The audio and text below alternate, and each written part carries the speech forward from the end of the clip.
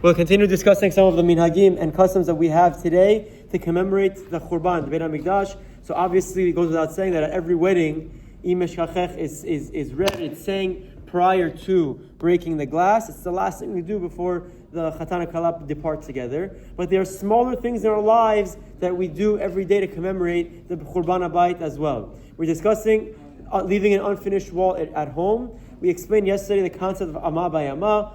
And today we'll discuss briefly where it should be.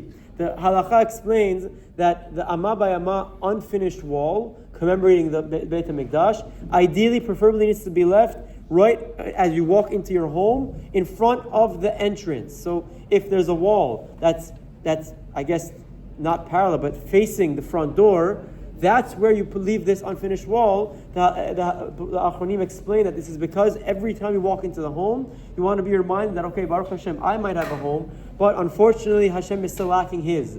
Unfortunately, the Shekhinah doesn't have its home to rest on, and that way it should inspire tshuva and reconnecting to Hashem. However, not everyone's house layout, structure, allows for such a configuration to have the unfinished wall directly in front of the entrance. Therefore, the Achronim write that if someone can't physically put the unfinished wall right in front of the door, anywhere near the door works. On top of the door, to the side of the door, even on the same side of the entrance, whatever it is, as long as it's near the entrance, the idea is you walk in, you see it, and you recognize that we're lacking the Beit HaMikdash, and you remind yourself of the custom to mourn over the Beit HaMikdash. Now, there's an interesting minhag that some people say you have to do it in every room. You have 12 rooms in your house.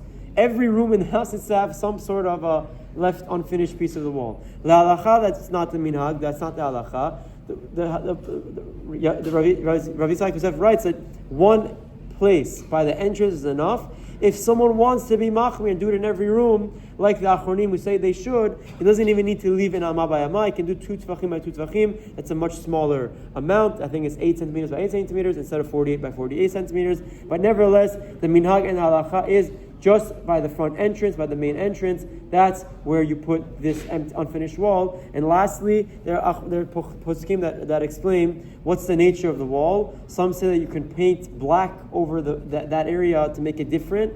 La halacha, the most ideal way is just leave it unfinished. Not even a white coating, nothing, obviously not the same color of the rest of the house, but just leave it empty. There are discussions in the poskim if it bothers you very much, if someone's wife is against it, what are the leniencies around it to make it a little more not such an eyesore, but that's for a different time. But la halacha, it should be just an unfinished wall without any paint on it. B'ezras Hashem, we can properly commemorate the Churban, so we'll merit to see it in its rebuilding. Have a wonderful day.